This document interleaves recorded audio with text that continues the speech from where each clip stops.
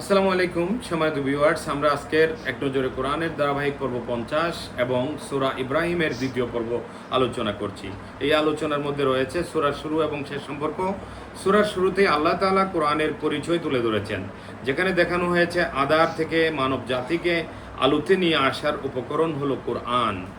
আর শেষ আয়াতে কোরআনের সাথে মানব জাতির সম্পর্ক বর্ণনার মাধ্যমে সূরাটি সমাপ্ত হয়েছে।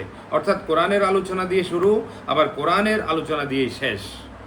অন্য সূরার সাথে সম্পর্ক। এই সূরার আগের সূরা হলো সূরা রআদ, আর যার শেষে বলা হয়েছে সাক্ষী হিসেবে আল্লাহ ও যাদের কাছে আসমানি কিতাবের জ্ঞান আছে তারাই যথেষ্ট।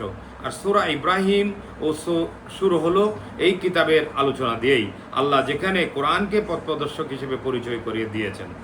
সম্মানিত ভিউয়ার্স, আমরা এই পর্বে আলোচনা করছি সূরা ইব্রাহিমের শানে নজুল। মাক্কি যুগের শেষ দিকটায় সূরাগুলোর মতো এই সূরাটিকেও একই সুতোয় গাঁথা, অর্থাৎ মানুষকে আল্লাহ ও তার রাসূলের দিকে উদাত্ত আহ্বান জানানোই এসব সূরার প্রধান বৈশিষ্ট্য। এছাড়া বিভিন্ন যুক্তি প্রমাণ ও দলিলাদি পেশ করা তো আছেই, সেই সাথে তুলে ধরা হয় আগেকার জাতিগুলোর ইতিহাস। সেই ইতিহাস থেকে শিক্ষা নিতে বলা হয় আগেকার জাতির লোকেরা তাদের নবীকে সত্য বলে মেনে নেননি, ফলে তারা পুরো জাতিসহ ধ্বংস হয়ে গেছে। এখন তোমরাও যদি সেই একই কাজ করো, তোমাদের পরিণত তাদের মতোই হবে। তাই রাসূলুল্লাহ সাল্লাল্লাহু আলাইহি সাল্লামকে মেনে নাও।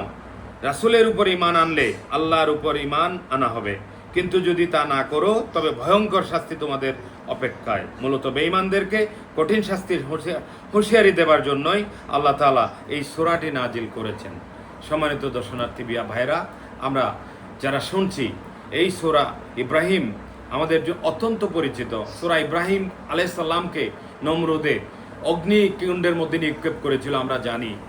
বিস্তারিত সূরা যদি আমাদের পড়ার উৎসাহ জাগে, আগ্রহ জাগে, তাহলে কিন্তু আমরা এখান থেকেই এই সূরা শানে নজুল পড়ে, নামের রহস্য পড়ে, সূরা শুরু এবং শেষ সম্পর্ক বুঝে, তাহলে আমরা কিন্তু ইচ্ছা করলে চাইলে পুরো বঙ্গানুবাদ সহ আমরা পড়তে পারি। ডক্টর মিজানুর রহমান আজারি হুজুর সার নির্যাসটুকু আমাদের জন্য এনে দিয়েছেন। কোরআন শরীফ যেন মজা লাগে। কোরআন শরীফ আমাদের ভাষায় নয়, আরবি ভাষায়, কিন্তু আমরা পড়ি, তেলাওয়াত করি, কিন্তু তেলাওয়াতের মধ্যে আমরা মজা পাই না বলতে আল্লাহ সুবহানাহু ওয়া তাআলা আমাদের জন্য কি বার্তা পৌঁছেছেন সেটা সত্যিকার অর্থে আমরা বুঝতে পারি না।